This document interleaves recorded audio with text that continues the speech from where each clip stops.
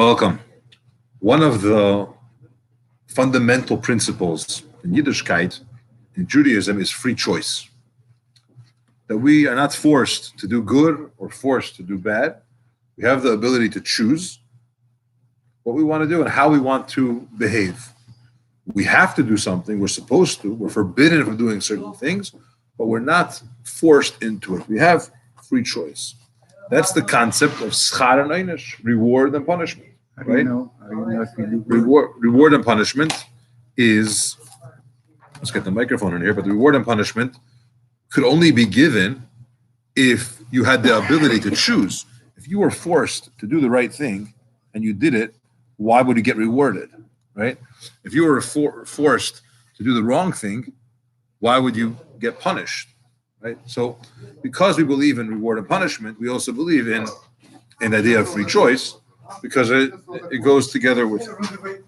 Now the question is this only about doing what's right, or is it about becoming, is it about doing what's right, or is it about becoming someone else? In other words, I could say, listen, I'm going to do what I have to do, right? I want to do otherwise. I have a free choice. I'm going to do the right thing. But can I change who I am essentially? Again, don't kill, right? Okay, I won't kill. Let's use stealing. Don't steal, right? I won't steal, but I really want that thing, but I won't do it. So you're jealous, right? So should I change who I am? Can I change who I am? Or is it only about changing my actions? Is that possible? Okay, Maimonides, the Rambam talks about something. He dedicates 7 chapters in Hilchos Deis about character change. He says like this. I'll briefly share with you some of the things that the Rambam shares. Okay, he says every person possesses many character traits, and every trait, every midah, is different from the other. Some people one person can be very wrathful, right? He gets angry quickly. Okay, he's always angry. Another person gets angry very rarely, once in a few years. The Rambam says, okay, it's a very, very different thing. You have other people that are very prideful, okay? The counter to that is very humble. You have a person that's ruled by his appetites. If he likes it, he goes for it. He's completely consumed by it. And other people they're very pure, or they only want things that the heart really needs. But anything that is, what's the right word? Anything that's not necessary, he doesn't care for it. You have a greedy man, the Rambam says, that's not satisfied with all the money in the world. He brings a pasuk, a verse that brings that out, that the more he has, the more he wants. Then you have a person that's suffices with very little, he's not greedy. You have all these different types of people, and this is a personality. It's a character, it's a style. Okay? You have the miser who doesn't spend anything, even on himself. It's painful for him to spend money. Then you have the other side of it. The person's a spendthrift. Okay? He's constantly wasting his fortune away. It's okay? And all these characteristics, as the Rambam, they follow this pattern. Elated versus someone that's very depressed. You have all these types in various different ways. Now, the Rambam, the reason why he says this is not just to give us a psychology lesson about different types of people, but he's here to really show us how to self-identify. Who am I? Am I a person that gets angry quickly? Am I calm and collected? Am I kind? Am I greedy? A person has to figure out what it is so that it could be a guide to better myself.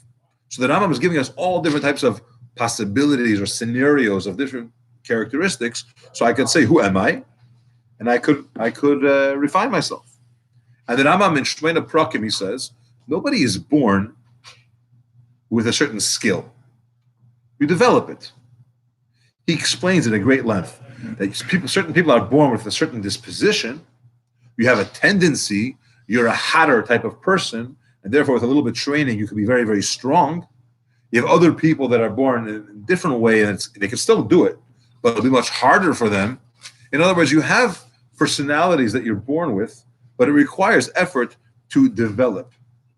And conversely, you could be born in a certain way and you think you don't have what it takes, but with training, with effort, with hard work, you could reach it. You could develop yourself. And the Rambam says, therefore, don't say that tshuva is only from Averes. People make a mistake and they say, what do I have to fix in my life? Things that I've done wrong. He says, Kigoin, for example, Znus, Gezel, Gneva, promiscuity, robbery, stealing. I did something wrong. I have to correct it. Rather, the Rambam says that's not enough. Just like you have to change and do tshuva from things that you've done wrong, you need to do tshuva from characteristics, from personality, from midas that you have. If a person did something, of course he has to fix it. But if he felt a certain way, he has anger, he has hatred, I didn't do anything to my friend, I just hate him. Or I didn't take it from him, I'm just jealous from him. All of these things you need to work, to do tshuva from that also. Amida has to be, you have to do tshuva for. Okay? In Yiddishkeit, we have a term that's very often brought about tikkun amidas, right? You have to correct your midas. You have to correct, refine your personality. You have to develop it. Just like we have a mitzvah and a responsibility to improve the world, we have to improve ourselves. Okay? There's actually a medrash that says that character refinement is the purpose of the mitzvahs. The medrash says that Rav taught, the mitzvahs were only given in order to refine the people. Obviously, we do the mitzvah, we have to do it. But the medrash brings from Rav that the mitzvah itself, you think Hashem really cares this way or that way? But it's for us, it refines us. The Ramban, I believe, also brings a similar thing, that mitzvahs changes who we are. It's not only about the world that we're changing, but ourselves, we're becoming more refined from it. The Hayom brings that every Yid has to know that he is a messenger from Hashem to bring Hashem's desire into this world wherever you may be. What's his desire? Illuminate the world with Torah, with service of Hashem, and that is done through fulfilling mitzvahs and bringing out good midas within yourself. Which again underscores what the Rambam is teaching. It's not enough to fix your actions. You have to fix your character. You have to become a better person. You have to become refined. The question is how? I don't have a problem, and I can easily understand if you say, although you really want to do something wrong, control yourself. It's hard, but you have to control yourself. But to tell me don't even want to do the wrong thing, don't even have a desire which is not good, that's altogether a different concept completely. How can you tell me not to want? How can I change my character? So I want to look at today's parsha and see from a very famous halacha, a very fundamental law, which we have many, many pages, chapters throughout the Talmud that discusses these concepts. It comes from today's parsha. And we'll see from there an answer to our question of how I could change who I am. Any legal system is complex. There's details, there's scenarios, and an halacha is no different. But let's use the following principle regarding property damage. Any animal that's in my domain that I own that damages, the owner of this animal is responsible. Okay? If I have an animal, I own it, and this animal went wild, I'm responsible for it. As the pasuk says, "Ki yigav ish, ki yigav shar ish as shar eyu." The axe of a man will gore the axe of his friend. Okay? You're responsible for it. Okay? It's not just an axe; it applies to any situation. Okay? Back in the day, we didn't have tractors, trailers, all different types of machinery. We had animals, and in addition to having to, you need an ox license, I guess, to operate it, you have to be responsible and make sure that it doesn't do any harm to anyone else. Now, if it does do harm, you have to pay. There's different laws governing the damages, what you have to pay. Okay, I'm going to share with you two principles. Number one is something called animal that's a tam, and number two is a muad. A tam is an animal which we say it's a tame animal. Okay, society's expectation of this animal is not that it's going to do damage. Of an animal, it's a tam. It's a, let's just say you had a little cat in your house, and you didn't think that the cat's going to go attack somebody, so you didn't watch it with a muzzle, and you didn't have it on a leash. It's a cat, and then it went and it hurt somebody. Am I held responsible to the same level as if I had a German Shepherd who is not tame and is pounces on people? Of course, it has different level of responsibility. Let's go back to our ox. You have an ox who we say is a tam. It's a tame animal in the sense that it doesn't gore. It's calm. It's don't worry, don't be afraid. My dog is a nice dog. You have an ox that's friendly. I shouldn't say friendly, but it doesn't go wild and start trampling and goring other oxen. Then you have a muad. A muad is an ox that does gore, and it does get out of control and it does do damage. What's the deal?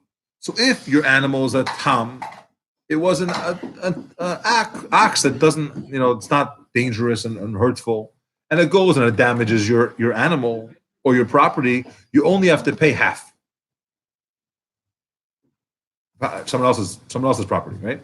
My animal damaged your property, I have to pay half of the things, half of the damage. We learn it from a pasuk. If you killed another animal, we say you divide it based on the worth of the carcass of the animal now, and he pays half of the damages.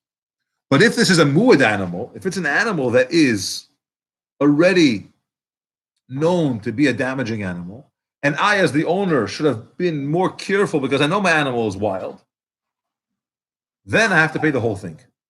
If your animal is a muad, you got to pay the entire thing. How do you know? How do you become? What makes an animal a tam versus a muad? So Rashi brings from Gemara that if an animal gored 3 times, we learned from a pasuk Tmol Shulsham yesterday, 2 days ago, 3 times, that means that it's a muad. If your animal has already done damage, not once, not twice, but 3 times, beware. This animal is dangerous. Okay? That's number 1. But if not, then you could assume reasonably that this animal doesn't just go and attack other animals. And I was reasonably careful. You have this in secular law as well. In tort law, you have the duty of care or reasonable foreseeability. When do you hold a person responsible for something that went wrong of one of their actions? Were you reasonably able to foresee this potential problem? Comes from Torah. Torah says, look at your animal. Your animal has a track record. It's a wild animal. It gores. So you need to take care of it. Track record is 3 times. It's a big machlekes. Is it a fine or payment? When you say that a tam, an animal that does not have a track record and damaged, and have to pay half, is this half damaged? The opinion says, the Papa says that it's damage. It's damage. Says it's a fine. Papa says it's damage, but because your animal is a tam and you couldn't have really known for sure, and it's not so much your fault, so we only take half of the damages from you. If Huna says it's a fine, it's true your animal was not prone to damaging, but it's still an animal, and we want you to be extra careful. So we're giving you a fine, and now in the future you'll pay more attention. Was Moide Viknas? Okay, it's a whole different Gemara, but yeah. Okay, so we have a principle here from today's parsha. An animal that gores, if it's a tam, which means it doesn't have a track record of damage, you only pay half of the damages. If it's a muad, which means it has a track record, it has already gored 3 times, then you pay the entire damages. So what's the the rabbi that he says you got to pay, or anyway, both of them paying Chatzin? Because he says Hashem had rachmanas on the person. My animal doesn't have any track record. What do you want from me? I was just a responsible person. Yeah, but the other one says we have rachmanas on you because you had no idea, but we want to make sure it doesn't happen in the future. So we say, we give you a fine that you should remember. Now, I want to bring out another point. What happens about reversing it? So I had a nice animal. It was great for many years. And then somehow it got wild. And 3 times it gored. Now this animal moved from a tam status to a muad status. Could it go backwards? The animal is a wild animal. It has a track record. Is there any way that we could reverse it? So the Gemara Bava Kama that Chavdal Dam and Beis says that there is a way. If this animal is now playing with children and not being dangerous, in other words, it's safe enough that kids could walk around and it could be in the same area as kids and nothing bad happens. I'm not sure who's going to try it, but if you're comfortable to that level, that tells you this animal is no longer a muad, it's now a tam.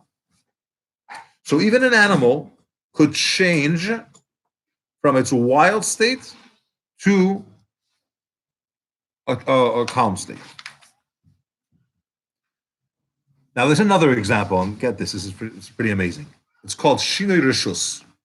If your animal changes domains, you sold your animal to somebody else. This animal has a track record. It gored 3 times. The new owner gets this animal, the animal's tame. It's a tam animal.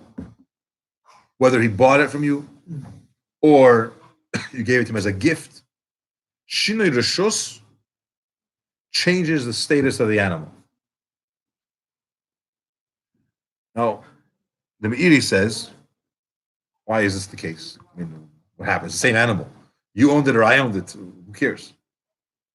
He says, when you change your location, it changes the domain of the animal, it changes the mazel and the nature of the animal. So it's like a spiritual thing. The Rebbe in Likutei Sichos, Chelek Chav Lamed Vav, volume 36, he brings that it's not just a spiritual thing. There's a physical thing here going on. We have a concept in Gemara about an animal that could be a muad just for Shabbos. I have an animal, a whole week, it's a great animal. Some reason on Shabbos it has a track record that it gores other oxen. So what happens now? It happened 3 times, but only on Shabbos. So there's a category where this is a muad l'Shabbos. On Shabbos, this animal goes wild. During the week, it's the nicest animal around. And then Rashi and Tosfos argue, what's the reason for this? Rashi says it's the fact that it's yeshiv bottle. The animal, a whole week it works. Shabbos, your animal has to rest. And because of the boredom of the animal, it goes nuts. Tosfos disagrees. He says the trigger is the Shabbos clothing.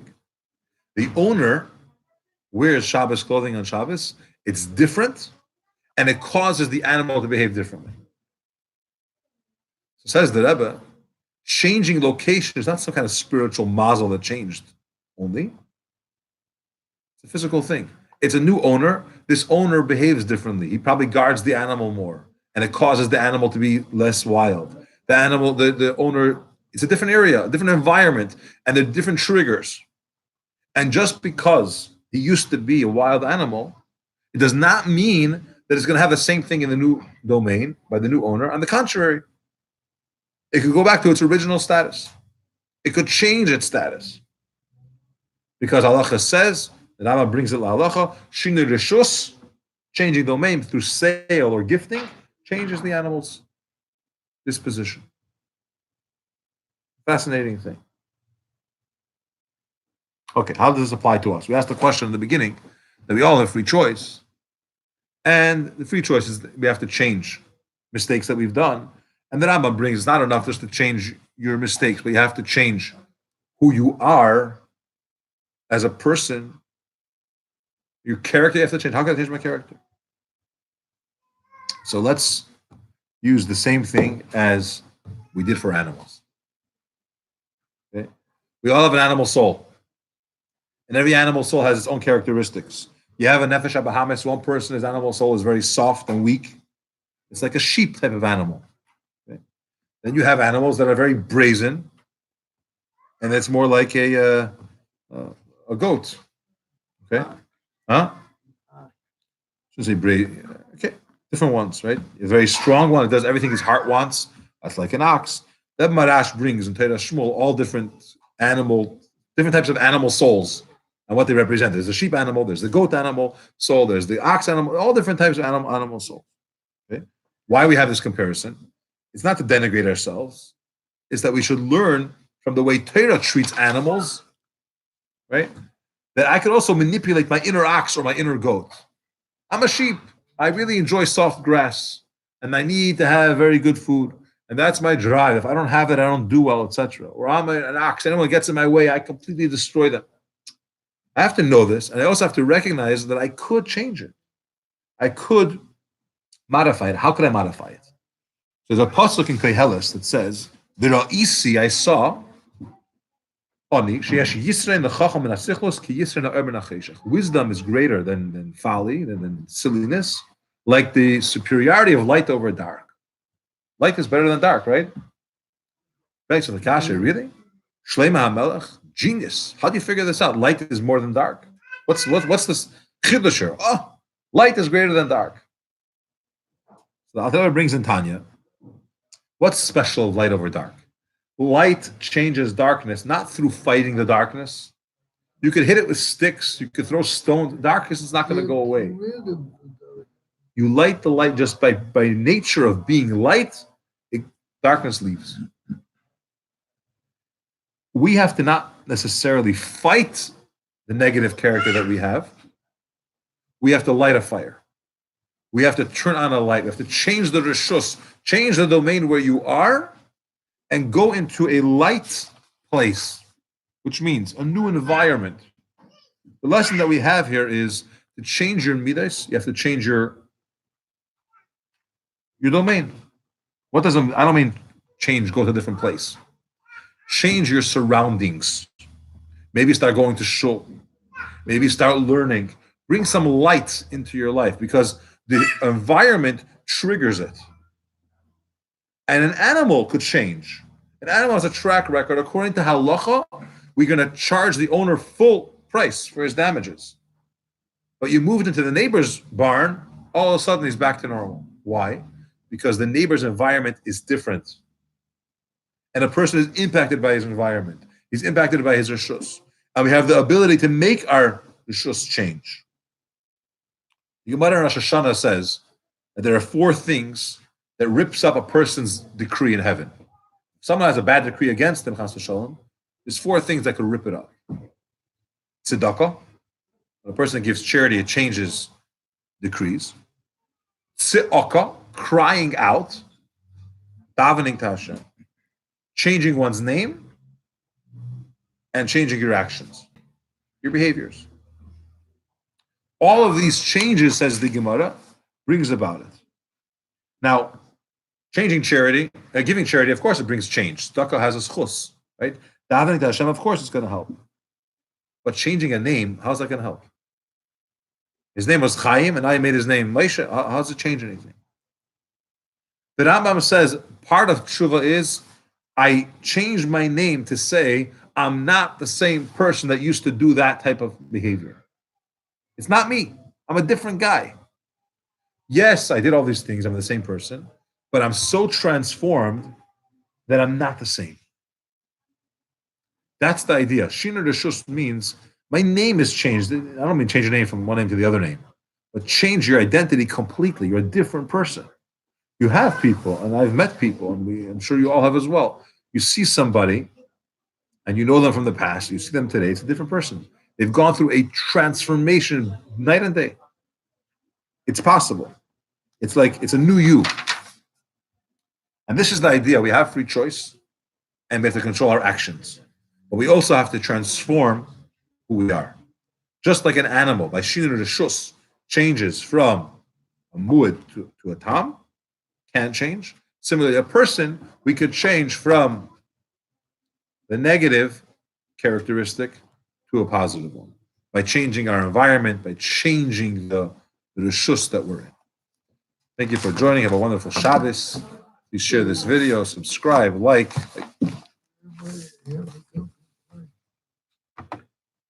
Yeah.